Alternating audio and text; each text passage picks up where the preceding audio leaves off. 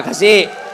Ibu-ibu, terutama yang janda, kalau ditelepon suaminya orang, jangan suaramu mendayu-dayu seperti tadi. Ini tadi bukan kencang, ini namanya syahdu. Suara begini yang kasih nafsu kita lagi-lagi. Assalamualaikum ibu. Waalaikumsalam. Bagaimana suaminya orang tidak tergoda? Lagi di mana ibu? Di rumah aja pak. Coba dong yang keras. Assalamualaikum. Waalaikumsalam. Lagi di mana ibu? Di rumah. Lagi ngapain? Apa kau tanya-tanya? Oh, enggak, diteleponnya lagi kau besok. Ini Waalaikumsalam. Caleda. Wih, ada juga Bugis di sini. Wih, boleh tahan ini bubuhan Bugis. Saya ke Banjarmasin, banyak orang Bugis. Saya pergi Kota Baru, banyak orang Bugis. Saya pergi Pagatan, bahasa Bugis orang di sana. Begitu saya masuk penjara, banyak juga orang Bugis. Simpan dulu HP-mu bos. Dengar ceramah dulu. Woi. Bu ibu. Simpan dulu. Simpan. Ibu yang pegang HP selama saya ceramah, saya doakan suaminya kawin lagi. Nah. Saya di Makassar bu, ada ibu-ibu, saya lagi ceramah, dia membelakang. Dalam hati saya, barusannya ada orang saya ceramah, dia belakangi saya. Ternyata dia ambil HP-nya, selfie. Dia belakangi, baru dia tulis di WhatsApp-nya, latar belakang das Atlatif. Woi, saya dijadikan background. Selesai ceramah dia kejar lagi saya. Ini yang kasih repot kita Bib sekarang. Kejar, Ustaz, boleh selfie. Terpaksalah dilayani. Kalau enggak dia bilang kita sombong sampai mati. Sudah selfie dia bilang ulang Ustaz, kabur. Ulang lagi Ustaz, kabur Ustaz. Bukan HP kabur, mukamu yang kabur. Jadi bapak-bapak nanti kalau minta maaf sama istri, itu syaratnya. Jabat tangan, senyum, pandang matanya, sebut dosa. Jadi kalau suami minta maaf ibu, suruh sebut judulnya. Apa judulnya pak? Tiba-tiba minta maaf. Enggak enak, nanti kau ngamuk lagi. Bilang apa? Ustaz Dasat bilang harus sebut. Apa? Mohon maaf ibu. Dulu waktu saya tugas di Banjarmasin, saya hilaf. Ada perempuan mirip betul sama Pian. Maafkan saya selingkuh ibu. Dia bilang istrinya, enggak apa-apa pak, saya maafkan. Memang itulah manusia biasa, kadang-kala kita hilaf. Saya maafkan kau karena bulan lalu saya juga selingkuh.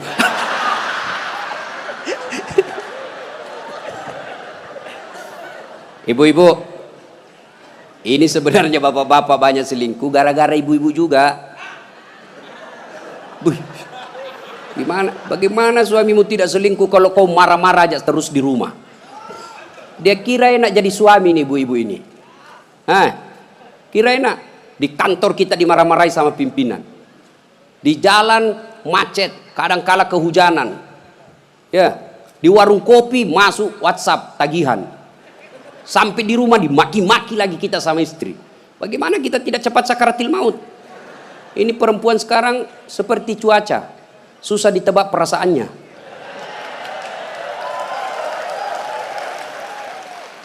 Dia kira enak laki-laki. Ibu, dengar ibu.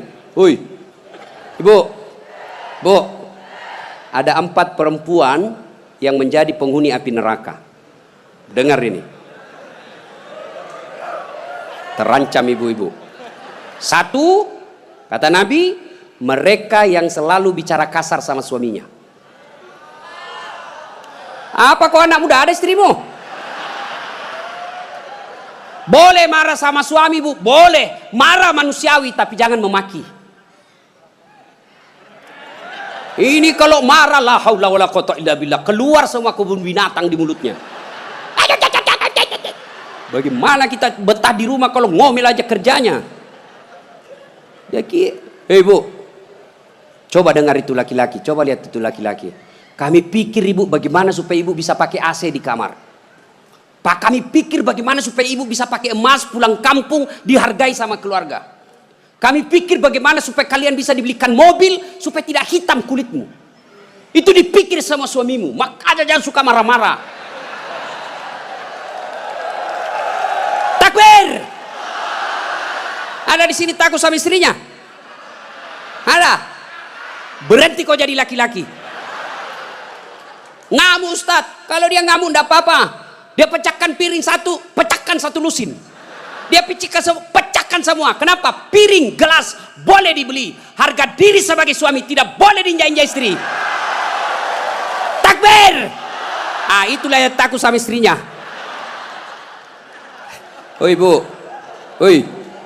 Satu, perempuan yang menjadi penghuni api neraka yang suka bicara kasar. Boleh marah, tapi jangan memaki. Marah silahkan, manusiawi. Tapi jangan memaki-maki. Goblok memang kau jadi laki-laki. Sudah goblok, hitam, gendut. Wah, ini penghuni neraka ini. Enak juga kalau kita pulang kampung, pulang rumah, capek kita tadi jual ikan. Sampai di rumah disambut sama suami dengan senyuman. Bila kamu di sisiku, hati rasa syahdu. Tenang perasaan. Langsung dia bilang, bu kalau ada duit saya belikan kau emas. Masuk lagi kamar suami, berantakan kamarnya, marah-marah, peluk suami kita sambil menyanyi. Insaflah wahai manusia, bila dirimu bernoda. Itu kan lagu-lagu ibu-ibu dulu, lagu-lagu nasihat, iya toh? Mungkin Tuhan mulai bosan melihat tingkah kita yang selalu salah dan bangga dengan dosa-dosa, atau alam mulai enggan bersahabat dengan kita. Coba kita bertanya pada rumput. Itu. Jadi kalau suaminya susah rezekinya, singgung dengan itu lagu. Mungkin kau banyak dosa. Itu lagunya ibu-ibu dulu. Sekarang lagunya ibu-ibu apa? Yo ayo, yo ay, beleng-beleng. Senamlah dia di depan kantor bupati. Ibu-ibu di depan, bajunya sempit, roknya sempit. Bapak-bapak di belakang. Ibu-ibu di depan lah jadi pelatih. 1, 2, bapak-bapak di belakang. 3. Bagaimana enggak beleng-beleng semua ini? Putar ke kiri. Apa lagu-lagu begitu? Coba kalau salawat kayak tadi, nyaman perasaan. Ya, woi, ibu. Nah, 1, boleh marah, jangan memaki. 2, perempuan menjadi penghuni api neraka. Mereka yang membebani suaminya melebihi kemampuan suami. Suaminya gajinya cuma 4 juta, tapi gaya hidupnya 7 juta. Kayaknya banyak penderita di sini ya. Hei, ibu-ibu, kenapa kita miskin? Karena kehidupan, gaya hidup kita melebihi rezeki. Allah kasih rezeki 5 juta 1 bulan, tapi gaya hidupnya 8 juta. Akhirnya apa? Ngambil kredit, tidak bisa tenang. Coba kalau gaji kita 5 juta, gaya hidup kita 3 juta, insya Allah tenang perasaan. Kita miskin karena melebihi kemampuan kita. Maka suami kalau rezekinya 3 juta, jangan kau bebani. Ini kan tidak dibebani suaminya. Datanglah itu tukang kredit mobil. Bu, kalau ada mobil bu, tenang ibu. Ibu sudah tidak kehujanan. Pulang kampung nanti, ibu enak lagi. Satu keluarga, nggak perlu lagi naik PT-PT. Enak kan? Ini namanya penjual mobil, semua enak dia cerita. Dia tidak cerita bagaimana kalau kempes banyak. Bagaimana kalau mogok mobilnya? Tidak ada cerita itu. Akhirnya apa? Usullah kepada suaminya, bang, masukin aja deh sertifikat rumah supaya kita bisa mobil. Akhirnya apa? Bulan pertama masih bisa dibayar cicilannya. Bulan kedua tidak bisa. Bulan ketiga, 4 tidak bisa. Akhirnya apa? Diambil mobilnya. Sudah diambil mobilnya, diambil pula sertifikat rumahnya digadai. Mengamuklah gara-gara kau yang tidak bersyukur ini. Maka jangan melebihi kemampuan suami. Ibu-ibu punya siku? Punya? Hoi, punya siku? Coba gigit sikunya bu. Coba. Kalau ada yang bisa gigit sikunya, saya kasih hadiah. Coba, mana bisa? Itulah orang yang memaksakan suaminya melebihi kemampuannya. Dan yang ketiga, kata Nabi, orang yang akan menjadi perempuan penghuni neraka, mereka yang mempertontonkan auratnya di depan lelaki. Bu, terutama ini akhwat cewek-cewek nih, mari kita kerjasama. Kami laki-laki jaga mata, tolong kalian perempuan jaga akhlak. Biar kami setengah mati jaga mata, kalian gentayangan di jalan, habis amal kami bos. Pastilah dilihat, barang bagus.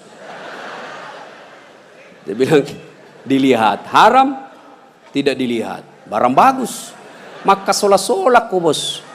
Ya? Yang keempat, orang yang akan menjadi perempuan penghuni api neraka, mereka yang tidak mendirikan sholat. Inilah perempuan memang paling banyak tidak mendirikan sholat. Kapan? Selesai haid.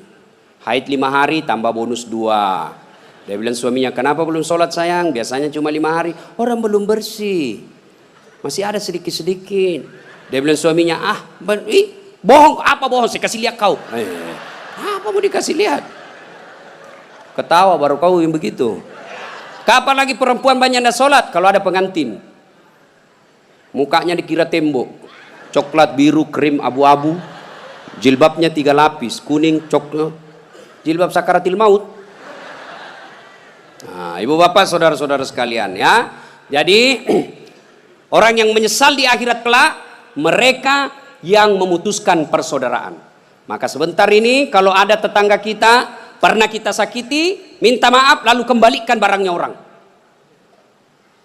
Pegawai-pegawai negeri yang pernah ngambil mesin komputer di kantor, kasih kembali bos. Ya, dan itu kalau tidak dikembalikan, ketika kita di padang mahsyar, dipanggil kita satu-satu.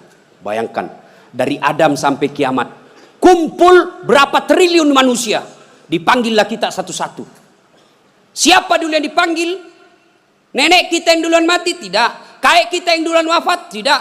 Leluhur kita yang duluan wafat? Tidak. Lalu siapa dulu yang dipanggil? Nama-nama Islam dulu. Abdul Rahman, Abdul Jabbar, Siti Fatimah, Aisyah, Mutmainnah, Das'at Latif. Itu dulu dipanggil. Cuncung. Di belakang kok bos. Dipanggil juga tapi mondri kok bos. Maka jangan berkata apa arti sebuah nama. Nama itu penting. Begitu pentingnya sebuah nama sehingga Nabi jelaskan ada 3 kewajiban orang tua kepada anaknya. 1 diantaranya memberi nama yang baik. Kenapa? Karena di akhirat digunakan ini nama. Nama-nama Islam dulu. Tony, Joni, Rudy, Ningsi, Nining. Dipanggil juga tapi di belakang bos. Habib Syekh, di depan. Das'at Latif nomor 2. Bayangkan. Dipanggillah kita. Nah, orang bilang apa arti sebuah nama? Coba bayangkan kalau tidak ada semua nama di sini. Yang paling repot caleg. Pilih saya siapa? Anu siapa? Anu. Coba kalau ada, coba sebut nama. Orang sebut nama minimal 2 saya bisa tahu. 1 suku, 2 agamanya. Nama Margono. Biasanya Jawa. Gitu?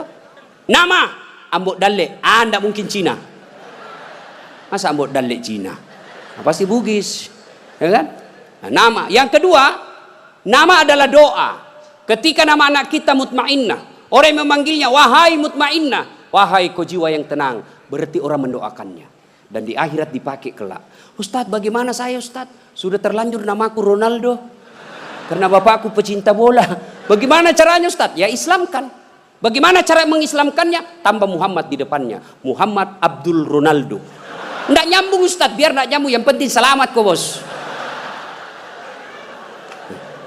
Masih ingat almarhum Presiden kita Soeharto? Sebelum beliau menunaikan ibadah haji, kan namanya cuma Soeharto.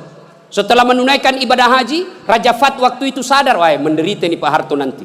Kalau tidak diislamkan, maka diislamkanlah namanya, ditambah di depannya Muhammad Soeharto. Ibu Tin juga ditambah di depannya Siti. Maka ibu-ibu yang sudah terlanjur namanya islamkan. Harus rubah KTP tidak. Yang penting misal ulang tahun. Saudara-saudara sekalian, hari ini nama saya islamkan. Yang tadinya Desi Ratnasari, saya menambah di depannya Siti Desi Ratnasari. Yang ketawa serius orang ini. Nama penting. Dan pada saat itu ketika kita dipanggil satu-satu, wajah-wajah kita di padang mahsyar tidak lagi seperti ini. Ada yang mukanya seperti ular. Kata Nabi, siapa yang muka ular? Mereka yang suka menjilat-jilat. Ini di kantor bupati banyak begini. Ya Pak, siapa. Ada juga orang itu pegawai kayak ndak punya lagi harga diri di depan bupatinya. Ya Pak, terserah Bapak. Wah. Cemen lu men. Ya. Yang kedua kata Nabi, ada juga nanti yang mukanya seperti anjing. Siapa muka anjing ya Rasulullah? Beliau menjawab, mereka yang disogok dan menyogok. Nah, ini termasuk anggota DPR nanti yang terpilih karena nyogok. Ada begitu di sini? Ada? Nah, kau salah, kenapa kau pilih? Tapi kau larang, tapi kau bilang wane piro. Nah. Lalu kata Nabi, ada juga nanti yang mukanya seperti tikus. Ya Rasulullah, siapa muka tikus? Mereka yang suka mengambil barangnya orang. Nah, ini yang ini di sini ya, yang suka korupsi dan disuruh pikul itu hasil korupsinya. Saya kalau lihat itu orang korupsi 3 miliar, 10 miliar, setengah mati dia pikul nanti itu. Dia bilang mahasiswaku 10 miliar uang dolar Singapura Ustaz itu dikantongi ji. Saya bilang jangan kau bayangkan uang Singapura, uang koin. Apa? Uang koin 10 miliar pikul kau itu. Ada juga kata Nabi yang nanti mukanya seperti kuda. Siapa muka kuda ya Rasulullah? Nabi menjelaskan mereka yang suka mendahului imam ketika sholat berjamaah. Nah, ini anak muda ini yang banyak. Imam belum turun dia sudah turun. Imam belum naik dia sudah naik. Ditanya kenapa kok cepat sekali? Dia bilang ini orang tua Ustaz. Sudah lowbat, saya masih full charge. Tidak boleh begitu bos. Ini juga imam kadangkala harus perhatikan. Ada juga kadangkala imam membalik-balik sunnah Rasul. Nabi jelaskan kalau kau jadi imam ringkaskan bacaan solatmu. Ini baru jadi imam mau takbir aja sudah lama. Gaji itu wakak mani bawan selesai. Ada juga yang begitu. Kata Nabi ringkaskan bacaan solatmu. Ringkas. Yang kedua kata Nabi, bacalah yang umumnya orang hafal. Tujuannya apa? Satu, orang bisa husuk mengikuti kalau yang dia baca hafal. Coba kalau imamnya membaca kul huwallahu ahad, anak-anak juga ikut di belakang kul huwallahu ahad, karena dia hafal. Begitu imam membaca surah Al-Baqarah ayat 10 sampai 115, la haula wala quwwata illa billah. Dia husuk dengan bacaannya, kita husuk dengan hayalan. Kita mau ikut, tidak dihafal, mau ruku, belum selesai, terpaksa kita baca semua itu di dinding. Keadaan keuangan masjid, pengeluaran, saldo, waduh. Sudah dibaca satu tripleks, belum selesai bacaannya imam, dibaca lagi kalender Persatuan Guru Republik Indonesia cabang Kabupaten Tanah Bumbu. Selesai lagi, belum selesai imam, dibaca lagi bajunya orang caleg DPR RI nomor urut 7 dari Partai Nasdem. Dibaca semua Pak. Siapa yang salah? Siapa salah? Imam. Makanya kata Nabi, baca yang umumnya orang hafal dan ringkaskan. Ada orang jadi imam, dites lah anak penghafal, kau jadi imam nak, mau didengar bacaanmu, jadi imam lah, hanya dia yang hafal. Begitu lagi sholat tiba-tiba ada cicak jatuh, kena telinganya, stres hilang hafalannya. Apa sambungannya ini? Dia lupa betul, hening satu masjid. Tiba-tiba imam berkata, tolong bantu di belakang. Dia bilang di belakang, saya juga tidak tahu.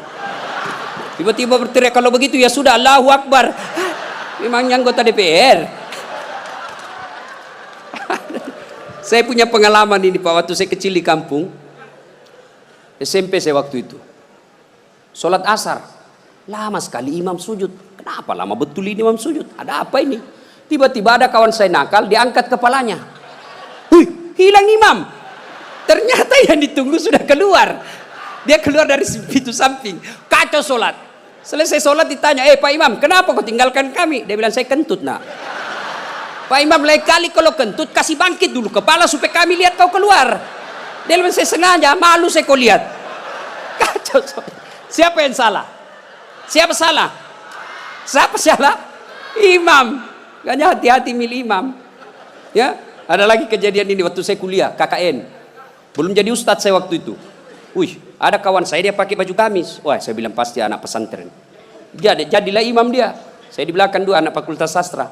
Begitu dia baca Al-Fatihah masih aman. Dia baca Al-Kafirun dalam hatiku, cari penyakit ini orang ini. Benar, dia baca tidak mau sampai. Wala antum abiduna ma a'bud wala ana abidu ma abattum wala antum abiduna ma a'bud wala ana abidu ma wala antum tak putar. Temanku jengkel dia ada sastra, dia kenapa itu tak putar-putar? Lah sudah ini juga saya pikir. Kacau sholat.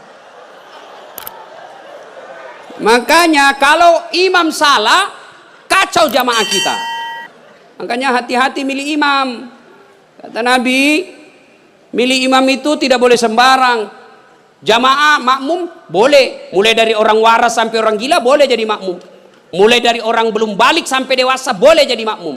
Tapi imam tidak boleh. Kenapa? Salah imam, salah kalian. Jamaah. 2020 Tanah Bumbu akan milih imam. Bupati. Salah milih imam, salah kalian, menderita kalian di kabupaten ini. Maka hati-hati milih imam. Pun kita jadi makmum juga tidak boleh sembarang. Harus ada etikanya. Jadi makmum kata Nabi, kalau kau ke masjid sikat gigi dulu, terutama kalau subuh. Bayangkan kalau kita tidak sholat, tidak sikat gigi, tidur semalaman, orang di samping kita balik kanan, kita balik kiri menguap. Sampai meninggal dia ingatnya itu, busuk mulutnya itu. Sunnah sikat gigi. Apalagi kalau kau jadi makmum, jangan kau merasa kaulah yang paling soleh dalam masjid itu. Ada juga orang takbir itu kayak mau dia gigit, kita punya telinga. Cool man. Baca Al-Fatihah kayak dia ada di telinga sampingnya. Pada cengi capuk. Hanya ganggu ki. Ada lagi apa? Itu kaki. Kaki juga itu kadang-kala mengganggu. Kita kasih pindah, dia kasih pindah lagi kakinya. Kasih pindah, dia kasih pindah lagi. Saya jengkel, saya injak. Selesai salat, Ustaz kenapa kau ganggu saya? Makanya adik-adik kalau mau saya tanya, kenapa kau kasih pindah-pindah kakimu? Kau ganggu saya? Dia bilang supaya rapat saf. Bos, sini. Kalau mau rapat safmu bukan jari-jari kaki yang kau tempel. Tapi apa? Bahumu atau siku. Kalau siku rapat, pasti saf rapat. Nggak ada orang sholat begini. Tapi kalau kakimu rapat, safmu longgar. Ya. Ada lagi selesai sholat yang paling menjengkelkan itu. Selesai sholat dia ambil saf paling depan, belakangnya imam. Begitu assalamualaikum, assalamualaikum, langsung lompat. Mau lihat, tidak jabat tangan, tidak langkai orang, itu kurang adab kalian. Kalau kalian tidak mau doa bersama, tidak mau jabat tangan selesai sholat, ya sudah di belakang kau duduk. Supaya kau tidak ganggu orang. Ingat adik-adik sekalian ini, yang baru belajar agama. Puncak dari semua ilmu adab. Rasulullah ditanya, ya Rasulullah, untuk apa Rasul diutus ke muka bumi? Mencerdaskan kehidupan bangsa? Bukan. Mengangkat harkat dan martabat? Bukan. Apa? Liutammima makarimal akhlak. Memperbaiki akhlak manusia. Ini kita berbeda mazhab, saling mengkafirkan. Saling menghina. Zaman sekarang aja ini kita ribut-ribut sesama muslim. Dulu tahun 90-an, kita kalau sholat subuh, Allahu Akbar. Di samping kita tidak kunut, dalam hati saja, oh Muhammadiyah. Selesai. Allahu Akbar. Tidak kunut, Muhammadiyah berarti ini. Itu aja dia. Sekarang saya pun dimaki-maki di Facebook. Apa kau Ustaz? Bicara-bicara sunnah. Baru kau tidak pelihara sunnah. Kenapa kau tuduh saya tidak pelihara sunnah? Buktinya kau tidak pelihara jenggot. Ya mau diapa kalau tidak mau tumbuh? Saya sudah kasih minyak, bib, tidak tumbuh-tumbuh. Malah marah istri saya. Ini Ustaz kasih kotor-kotor bantal. Saya kasih minyak nih Bu. Ya. Nah saudara-saudara sekalian. Ini golongan. Maka sebelum wafat. Minta maaf lah. Orang-orang yang pernah kita sakiti. Kalau ada berkaitan dengan barang, kembalikan. Ibu-ibu yang pernah ngambil sendoknya orang ketika pengantin, kasih kembali. Karena ada juga itu ibu-ibu. Ibu-ibu Columbus. Tahu Columbus? Kelompok ibu-ibu pembungkus. Kalau ada pengantin dia bungkus semua kuai. Yang ketiga, penyesalan kata Nabi. Yaitu mereka yang tidak menjawab salat, azan salat ketika azan berkumandang. Puasa, haji, zakat, sedekah, semuanya akan sia-sia ketika tidak mendirikan sholat. Adik-adik, kalian tidak usah malu kalau kalian tidak jadi pegawai negeri. Ibu-ibu, kalian tidak usah cemas dan merasa malu kalau sampai sekarang ini masih ngontrak-ngontrak rumah. Tapi malu dan cemaslah ketika sudah dewasa seperti ini belum mendirikan sholat dengan sebaik-baiknya. Kalau sholat kita insya Allah baik, maka hidup kita akan diperbaiki oleh Allah Subhanahu wa Ta'ala. Kalau sholat kita bagus, Allah yang akan menyelesaikan semuanya. Di dunia ini tidak ada orang tidak punya masalah. Semua kita punya masalah. Pasti. Jangankan kita, Nabi ada masalahnya. Malah di ibu-ibu yang tanya, Ustadz bolehkah orang sholat itu tidak pakai BH? Kenapa bisa ibu? Panas ibu Ustadz. Tidak ada AC, tidak ada kipas angin. Kita baru pulang pasar. Boleh, tapi apa itu beradab? Ibu-ibu pergi ketemu gubernur tapi tidak pakai BH. Boleh kan? Tidak Pak Gubernur. Mohon maaf ini Pak Gubernur. Coba. Ya. Saya sholat Ustaz, betul kok sholat tapi main-main. Allah. Wa kana wa ya kunustan. Ini serang. Ratal. Siapa ngajar sholat begitu, Bos? Ada juga orang sholat kayak ditiup angin. Ada lebih parah Allah. Siapa ajar ku sholat mak keju-keju? Jadi jangan heran ketika sudah 20 tahun sholat kok masalah kita tidak bisa lepas. Salah satu sebabnya kita sholat seada-adanya. Bapak saudara-saudara sekalian, tepat tanggal 12 Rabiul Awal tahun ke-11 Hijriah, Rasulullah sallallahu alaihi wasallam demam. Lalu Allah perintahkan kepada malaikat Jibril. Jibril, kau turun, panggil 3 malaikat, 2 malaikat, Israil, Israfil, Mikail. Kau turun 4 malaikat. Sampaikan kepada Muhammad, Allah perintahkan saya menjemputmu dengan catatan tanya dulu. Kalau dia sudah mau cabut nyawanya, kalau belum tunda sampai mau. Turun malaikat. Langit pertama, langit ke-7 masih berempat. Jibril, Mikail, Israil, Israfil. Langit ke-6 sampai ke-2 masih berempat. Di langit pertama Jibril berkata, malaikat pencabut nyawa saya tidak bertugas. Kau saja yang turun, jemput Nabi Muhammad. Tapi kata malaikat pencabut nyawa, tapi selama ini kamu yang ketemu, kamu kan chase-nya. Kamu sahabatnya. Kau turunlah. Saya tunggu kau saja di sini. Turun malaikat pencabut nyawa. Depan rumah Nabi ketuk pintu. Assalamualaikum warahmatullahi wabarakatuh ya Rasulullah. Nabi menjawab, Waalaikumsalam warahmatullahi wabarakatuh. Fatimah buka pintu. Bah, tidak ada orang. Kata Nabi, sudah ada di samping saya. Kata malaikat pencabut nyawa, ya Muhammad, hari ini saya diperintah untuk mencabut nyawamu apabila kau mau. Menurutmu bagaimana? Kira-kira kalau Pak Cuncun ditanya ini apa jawabannya, Bos? Saya diperintah cabut nyawa. Tunggu dulu, orang belum jadi bupati. Pasti. Ustaz, Dasat, saya diperintah cabut nyawamu. Menurutmu bagaimana? Tunggu dulu, istri baru 1. Itu pasti mau sekali poligami tapi takut sama istrinya. Apa jawaban Nabi? Wahai malaikat, seluruh nabi dan rasul senior saya, setelah mereka melaksanakan tugasnya, mereka menghadap kepada Allah. Saya pun siap hari ini. Cuma ini ada yang lain. Mana Jibril? Jibril ada di atas. Kau panggil dulu deh. Ada yang saya mau tanyakan. Naik malaikat pencabut nyawa. Jibril, kau dicari sama CSU. Saya bilang memang kau ikut. Kau banyak cerita. Sudahlah, kau turun sini. Turun malaikat Jibril. Ya Jibril, kalau hari ini saya harus menghadap kepada Allah, tolong berikan saya kabar gembira. Ya Muhammad, seluruh nabi dan rasul haram masuk surga sebelum engkau lebih dulu di dalamnya. Alhamdulillah. Ya Muhammad, seluruh malaikat yang pernah Allah ciptakan sekarang mereka antri menunggu rohmu. Alhamdulillah. Apalagi Jibril, ya Muhammad, kalau ada dosa dan kesalahan yang pernah kau lakukan, Allah telah mengampuni dosa-dosamu. Alhamdulillah. Tapi Nabi berkata, Jibril, itu kan saya tidak cemas soal diriku. Yang aku cemaskan siapa? Tolong kasih saya berita gembira soal umatku. Kita yang dicemaskan Nabi. Tolong berikan saya berita gembira. Naiklah Jibril bertanya kepada Allah, turun membawa berita. Ya Muhammad, saya dapat berita gembira dari Allah. Apa? Meskipun engkau sudah tidak berada di tengah-tengah mereka, meskipun engkau sudah tidak berada di tengah-tengah umatmu, selama umatmu berpegang kepada Quran dan Sunnah, insya Allah umatmu selamat. Nabi berkata, kalau begitu laksanakan tugasmu malaikat pencabut nyawa. Jibril mundur.